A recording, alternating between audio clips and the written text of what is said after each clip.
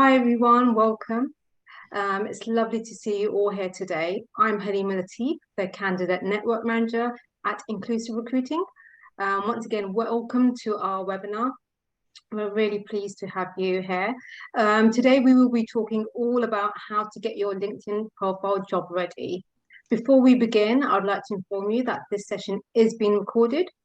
And as I can see quite a few new names joining us today, which is lovely, I'll give you a short introduction into who we are. Inclusive Recruiting is a full service EDI consultancy. So that's equity, diversity and inclusion. We provide recruitment and executive search, inclusive training and workshops, and EDI consultancy services. Alongside this, we also have our own jobs board, Inclusive Hires. Our work is not only designed to support organizations, but also individuals to drive and lead change when it comes to equity, diversity, inclusion, and belonging. And as part of supporting individuals, we are really passionate about helping underrepresented, diverse talent to progress in the workplace. Hence, we have the Candidate Network, where we provide free events, job search support, mentoring and training. So if you're interested in learning more about these offerings or would like to register to join the network, please get in touch with me. Moving on, I'm really happy to have Louise Newton here today with us. She is a career coach and a professional branding expert. She will be presenting this session. So I'll hand over to her so we can get started. Thank you, Louise. Over to you. Fantastic. Thank you, Halima, and welcome everybody. It's amazing to see so many people here today. No pressure, but I'm hoping what I will put across today will help you really understand how to build a powerful profile on LinkedIn. So we're going to do a little bit of an overview and then dive right into some practical tools or tips. So I think the main thing that I want to understand is what you would like to get from today's session. So perhaps if you've got something particular, if you wouldn't mind, just dropping that into the chat. So we've got a question here. What would you most like to get from today's webinar? I talk about LinkedIn pretty much, I'll say 7 days a week, 5 days a week. So, I can shape this content around what you need. So if there are any burning thoughts, drop them into the chat and we'll try and pick those up as we go along. So because it's such a large group, I think it might be most time efficient if we run through the content and then I'll leave time at the end for Q&A. I'll leave plenty of time for that. However, if I'm talking about things and using words that do not connect with you, please feel free to stop me and say, I don't know what that means. As I said, I look at this all day, every day. And so if there's anything you don't understand, just ask. There is no such thing as a silly question. Any question is valid. Okay, so copywriting. Okay. We can certainly have a look at that. So anything that else comes to mind, just let me know. Okay. Yep, we can cover that at the end, Victoria. I'll leave that question to the end. So keep them coming in the chat and I'll go through those. If I haven't covered it in the content and it's been answered, we'll certainly pick those up at the end for you. Okay. So we're going to do 3 things, 2 quite quickly, and then the third in more depth. So we're going to do a quick overview of why LinkedIn is so useful for job seekers. Some of this you will already know, but I think it's worth just running through what it does so you understand, and I see a point's popped up there, thank you Derek, about algorithms. And understanding how LinkedIn works is really important, of understanding where to put the right content, and then we'll look at how. So we'll look at how LinkedIn works, and then we're really going to focus on how to build that profile. Okay. So this is answering the question, why is LinkedIn so useful for job seekers? Here are some stats for you to look at. I'm not going to go through them. But one of the things that's really important to understand is that every year there are over 3 million new hires through LinkedIn. 3 million. And the other interesting thing is that there are, depending on which survey you read, 87 to 90% of recruiters use LinkedIn to source talent. But interestingly, only 36% of job seekers are using LinkedIn. So this gives you a huge competitive advantage in terms of posting a profile that is going to attract a recruiter's attention, grabbing their attention and keeping it on you, making sure that you are high on their list of potential candidates. So if we're thinking about how we do that, it's also worth understanding, something about social media and thinking about where you put your time and your efforts. And from my experience, and I've been doing this for at least 10 years, about 10 years now. Through my experience, LinkedIn is an incredibly powerful tool once you understand what it does and how it works. So we'll cover a little bit of that today, because I do think more and more, and hopefully CVs aren't redundant because that would put me out of a job, but I do think in the future CVs will become redundant, and it's going to be, video profiles and portals. LinkedIn is the most powerful that I think are going to be driving job search. So that's why I think it's so important. So I'm going to quick check of the chat. Okay, fantastic. I will pick all of those up towards the end. Thanks, Halima, for the note. Okay, so how does it work? Most people, I find, will go on because they feel they have to have a profile on LinkedIn. It's something they feel they should do. So up goes the photo, brief headlines, jobs, maybe a couple of interests, and there's a skeleton profile there, but it just sits there. If you want to create an attention-grabbing profile, you need to be inputting into all of the sections that are available and producing content that is a conversation with your reader. So, LinkedIn, for example, we would write in first person. We talk about ourselves, I, me, rather than just that standard, excellent at and has these skills. We want to generate a conversation. It's also important to build your network of contacts, because once you reach a certain level with LinkedIn, it takes you up a notch. So this happens, it used to happen at the 200 mark. It certainly still happens at the 500 mark. So making sure that you build your network and you stay active is incredibly important. Okay. It's also worth remembering that this is a networking site. Okay, so network on it. Think about who you want to contact, why you're contacting them, and what you want to say. And we cover a lot of that in the second part of this webinar, which is going to take place in January, I think, in a few weeks' time.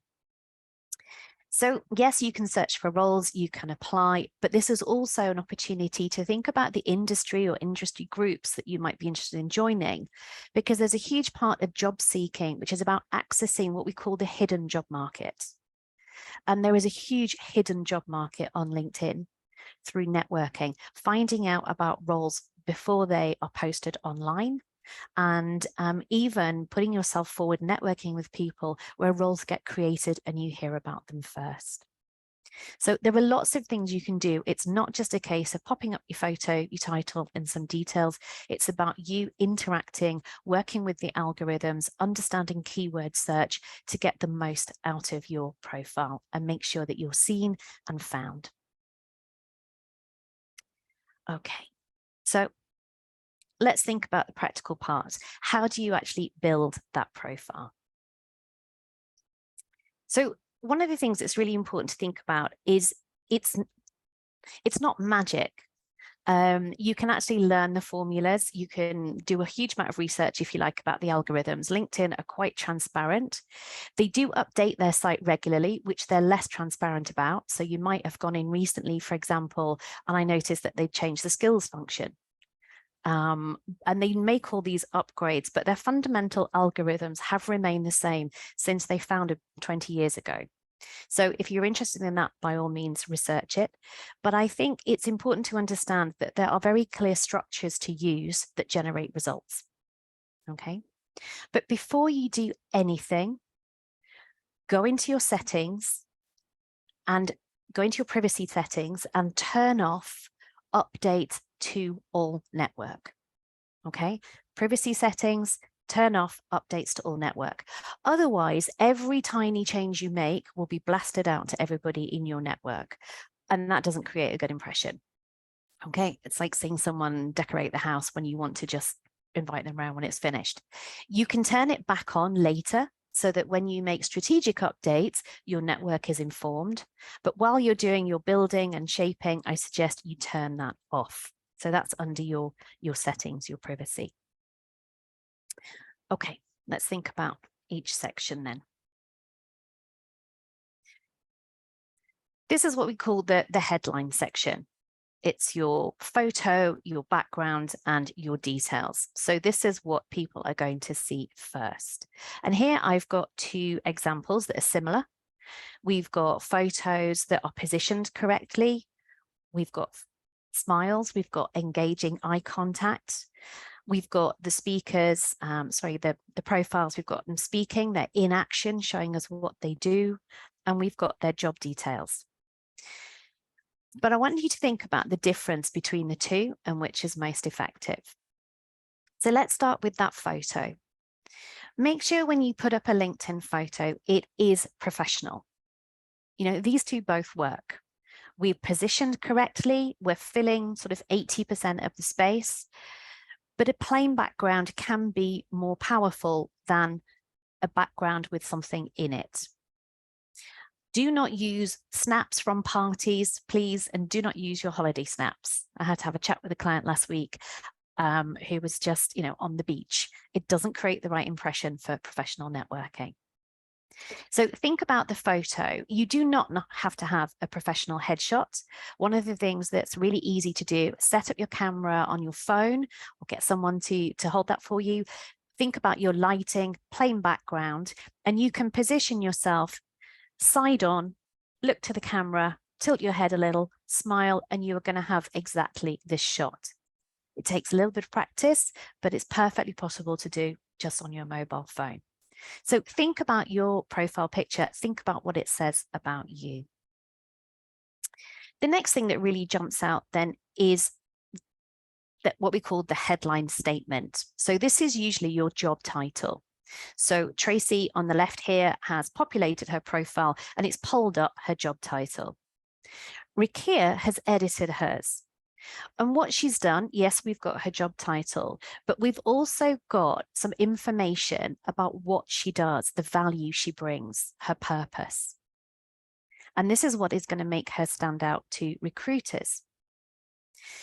You've got 260 characters in this space. If you do it on your phone, you've got 260 characters. I wouldn't recommend you have anything that long because it gets into sort of 3 lines and, concise is better. Less is more when it comes to a headline. So aim for about 120, 160 characters. Choose each word very carefully and think about, your superpowers. What is it you do amazingly well? What comes naturally to you? Think also about key experience and the role and industry that you're targeting and shape that statement to tie into your target role or sector. So thinking about what you want to put there, chat through what is it that I do fundamentally? What is the difference that I make? Jot down a few examples, talk to people about what you do, what you're recognized for, what they think of you. Ask them what they think about what you do, maybe some words they use to describe you if you're really stuck, and start to play around with your profile. Okay, with that headline. See if you can grab attention through this kind of value statement. It's also got some keywords. So again, think about keywords from the job descriptions that you see. Think about the keywords that are relevant to a role or sector that you're targeting and ensure that you integrate those into that headline space.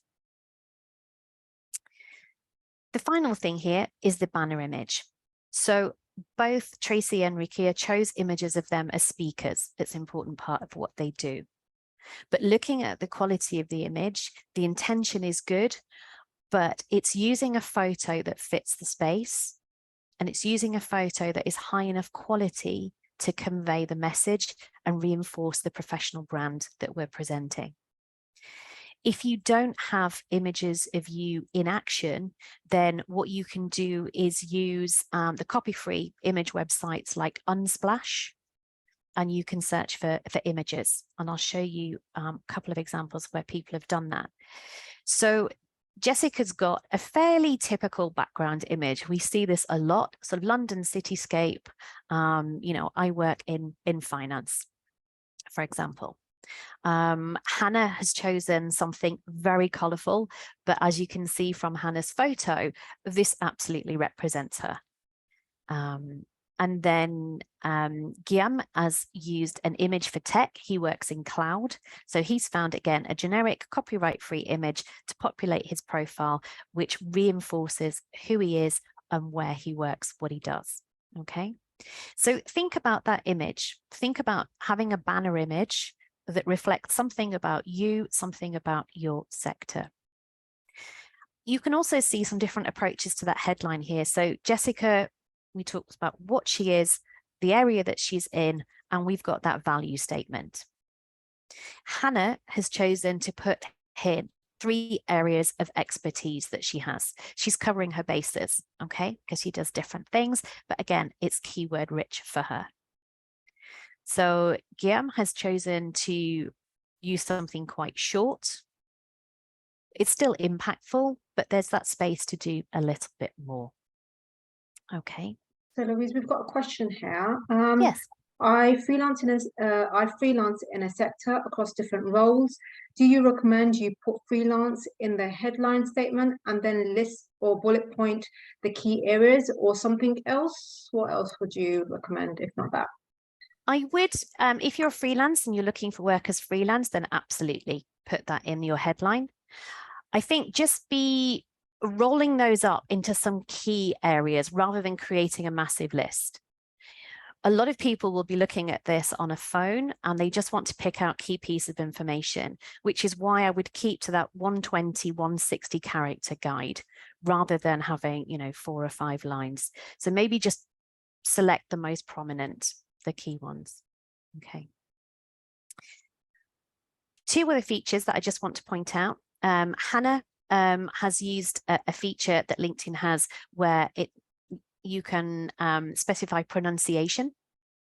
And also she has her pronouns, her selected pronouns, as does Guillaume. Okay, so if you want to use those, we can look at how to access those later.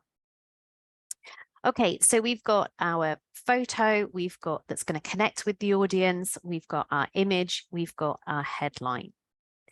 And I think, again, think about who you're writing for. Yes, you are the job seeker, but this is not necessarily about you, it's about your targeted reader. So it might be that you go and look at lots of people's profiles who work in the industry that you're interested in, or do the type of job that you're interested in doing, and see what they've got. Use that as a starting point if you're not sure what the correct approach is going to be for you. So this is the most important. This is the big real estate section. And the next most important is your about section. So if you don't know how to add sections, this is a quick snapshot of how to do it. It's on your profile, add profile section, and then you'll have a drop-down menu. And you want to make sure that you're populating as many sections as you can to have an all-star status, what LinkedIn calls its all-star status. If you've got sections missing, you will be lower down their search results. It's one of the ways that algorithms work. So it's a fine line between putting in everything you've done and being selective about what's important to the role or the industry that you're targeting. So don't put school certificates in there just to pad it out. Be strategic about your content, but think very carefully about each of these sections and what you might be able to include there to substantiate your skills, your interests, your experience, your capabilities. So the about section. A lot of people just copy their CV profile into here. That's exactly what Jessica has done on this top line. Okay. It's a way of getting something in there, but it doesn't necessarily start a conversation with the reader. It's just a set of descriptions. It's very factual. It's keyword rich, but it's just a series of statements, okay? It's not about having a conversation with your reader.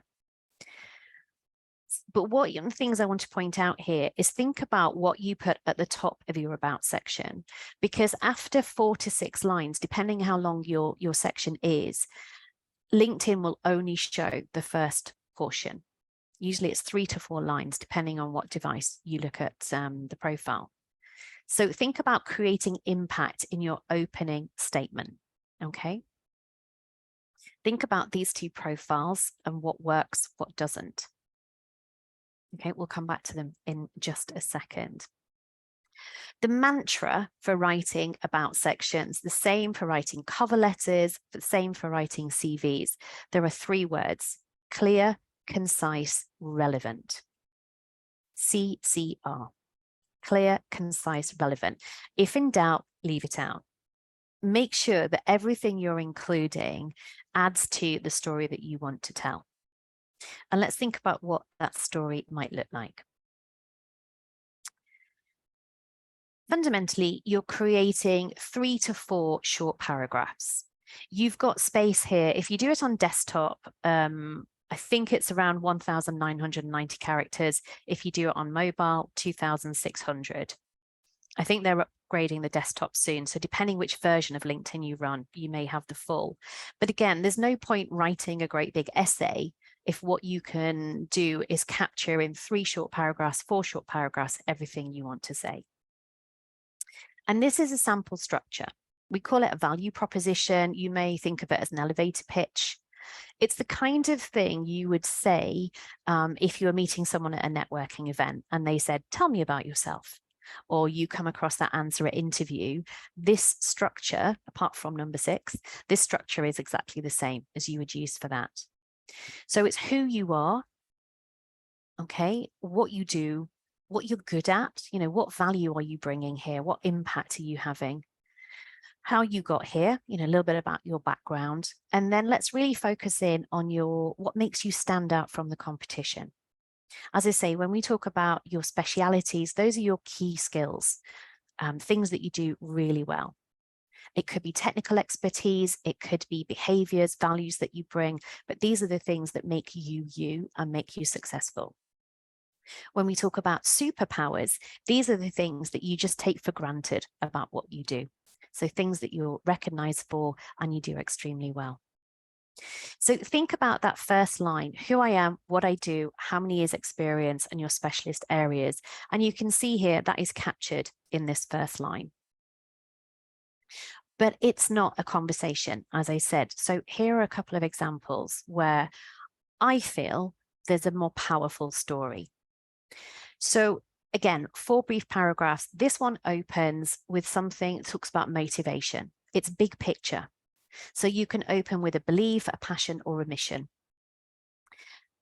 Be conversational, professional, but conversational. This is about you putting something of your professional personality across. And the other thing it's really important to do is to have a call to action. Invite people to connect with you. Okay, draw them in. Okay, so again, clear, concise, relevant. Draft something out, test it on people, read it out loud and see how it sounds. Okay, because often we write things down and we think, yeah, that's fine. We read it out loud and it just doesn't flow. So think about structuring something, test it out on people, draft it and see what it looks like. Okay. And forget those kind of bland CV speaky, excellent interpersonal skills. Tell me something more about you. Why have you got interpersonal skills? How do you communicate with people? How do people respond to you? So another quick example, I think this could do with some paragraph breaks, but fundamentally we've got 4 paragraphs again. This one opens with a quote. Okay, but again, it's powerful, it's personal, and it's more interesting than starting with, I am a, be a little bit more creative. So Louise, we've got another question here. So Madhu asks, what if you are a graduate with limited professional experience? Can we refer to skills and experience from school? Good question. Absolutely. All of those are transferable skills. They speak to who you are and what you're going to bring into your professional profile. So absolutely. So it might be that, I worked with someone recently and they were part of the hockey team. And so what we did, we looked at their role in the hockey team. They were team captain. We looked at all the transferable skills. We talked about the experience they gained, and we used the hockey team as a bit of a metaphor for how they perform in their role and what they think they would be bringing to their role. So absolutely use those. It is all good content. And another one, it is necessary to write under a narrative pattern. What about summarizing, more visual and easy to quick read? Some people prefer bullet points. I would still introduce yourself with something like, what motivates you, what drives you, what's been, what you find interesting about the industry you're targeting. If you want to summarize, you might say, my transferable or my key skills include, and make a list, the kind of experience I have, and again, bullet point it. So yeah, absolutely. Bullet points can work, but you still want to engage your reader with some kind of opening paragraph about who you are, your professional self, and what you bring. Okay. Any others, Halima, before we move on? No, we can move on, I think. Okay. Thank you. All right. Fantastic. So let's think then about the other sections. The one on the left, perfectly fine. We know where they worked and what they did. But this is a missed opportunity on LinkedIn. Because when someone reads this, they're going to make assumptions about what they did, but we don't actually know how they added value. And also, they've got fewer keywords, so they're going to have no place or a lower place in search results. The one on the right, as an example, we've got an overview of the role and then 3 bullet points showing the kinds of things they delivered, the value they add, the impact that they had. Also, this is how LinkedIn now populates roles with skills. They've summarized here. You could argue there are a couple too many. It's a bit wordy at the bottom there. I think we could be more selective about what skills rather than throwing everything in. But this is a really strong format. I know from feedback from recruiters that overview, 2 or 3 high-level deliverables gives them the kind of information that they are looking for. If you're not working at the moment or you're entering into the world of work, what you can do is create an entry in your experience section and draft a few lines to describe the type of role that you're looking for and what you bring. So talk about those transferable skills, talk about your motivations, talk about your values, your aspirations for your career. So I would definitely put that in the experience section. Again, it shows a recruiter, if they pull you up on a search result, it gives them some context. And also it makes sure, again, that you're starting to appear in those search results because you have that section populated. Experience is one of the core sections that the algorithms use when they're pulling up results. We've got another question here, if I may interrupt. Can we just add skills as we cannot add work details on LinkedIn? Do you mean proprietary or confidential information, or that you haven't had a role to add? Type your answer in quickly. Confidential. Confidential, yeah, absolutely. You need to make sure there's no confidential proprietary information. So it's thinking about what you can put. Your role, your company should all be usable. If it's not for any reason, then what you might do is an overview entry. Again, a little bit like if you haven't got any experience, or if, for example, you've taken a career break, you create an entry with an overview of your skills, your experience, and your interests. Hopefully that answers your question. If not, I can come back to it at the end. Okay, Halima, are we okay to move on? Yeah, that answers her question, I think. Yes, we can move on. Thank you. All right, thank you. So remember, your CV is going to be tailored to each role you apply for, but that's not possible with LinkedIn. So focus instead on those bigger picture pieces. This is a sort of higher level. So again, one of the things that recruiters really dislike is when people just copy their job description into the experience. You know, it's kind of 17 lines of you know, this. It doesn't show you thinking strategically about the information you're presenting. So it's almost like approaching it as an interview question.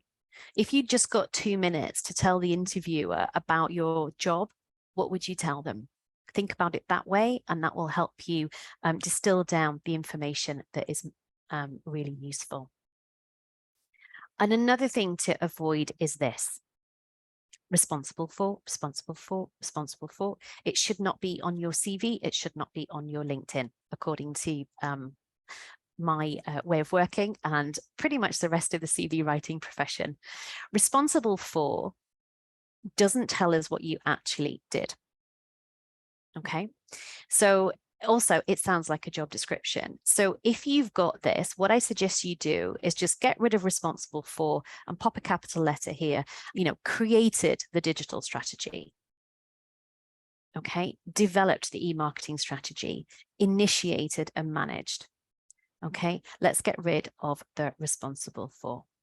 So think about the result and think about the verbs that you're using, you know, initiated, introduced, supported, helped, contributed to, collaborated on, reduced, increased.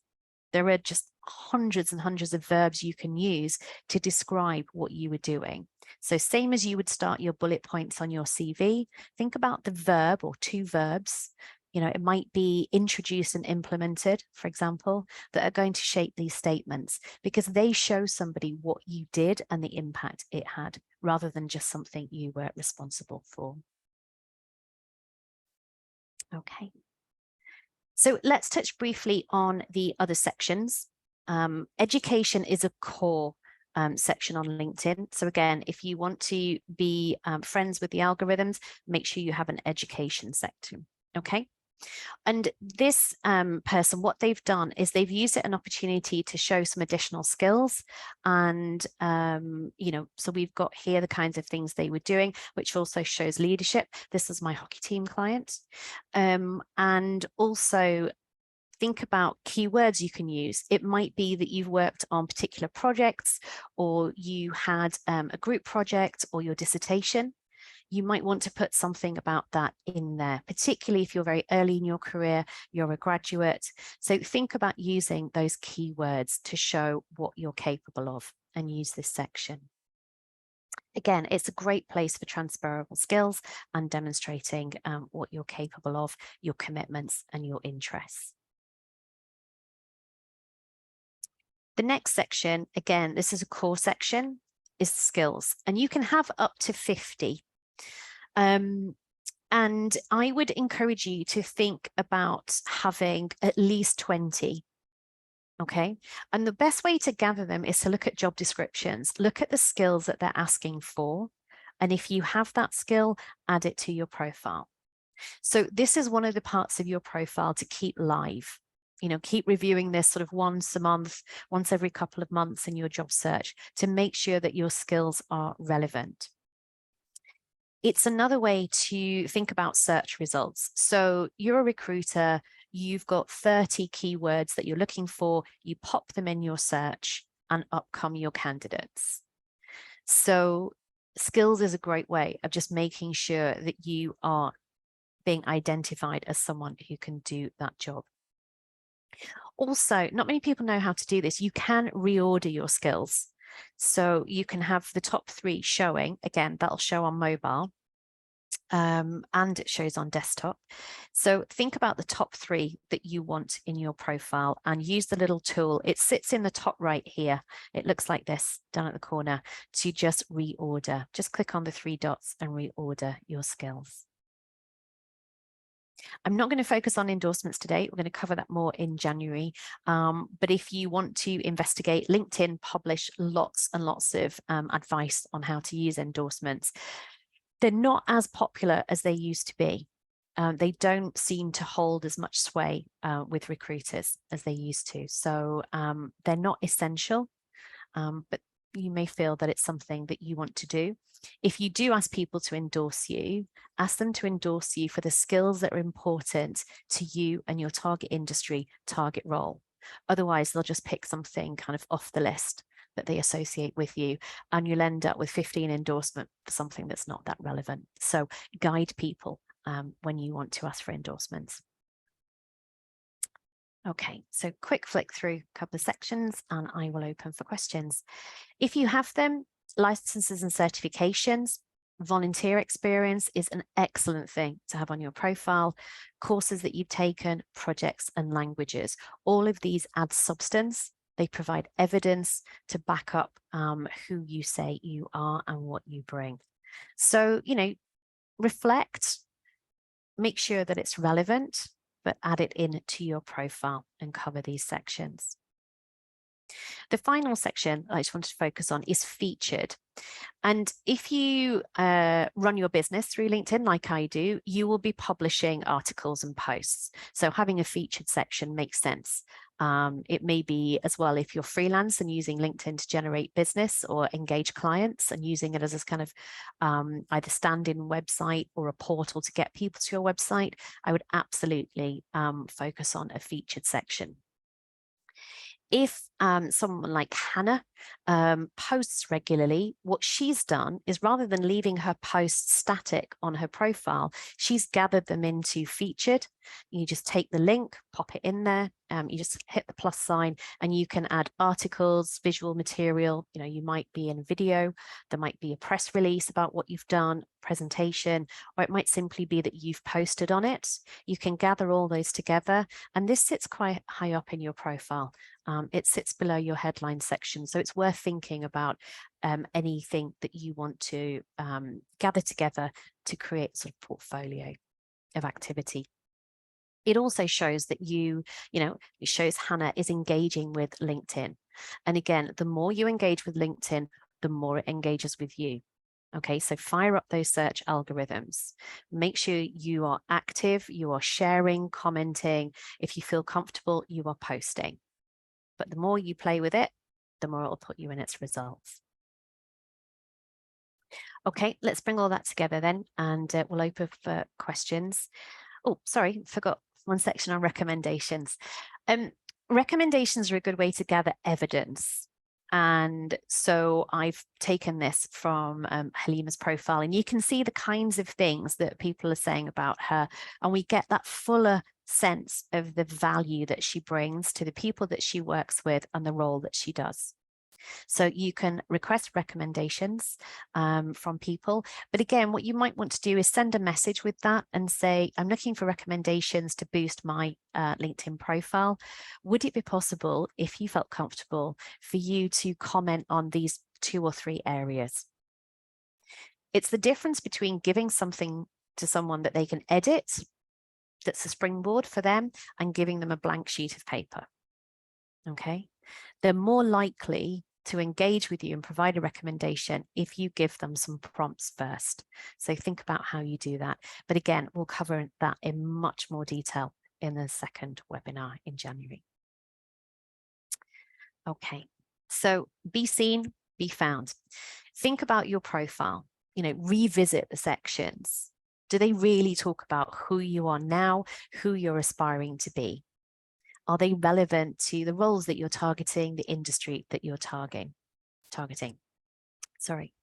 Think about your profile settings. Who can see your profile?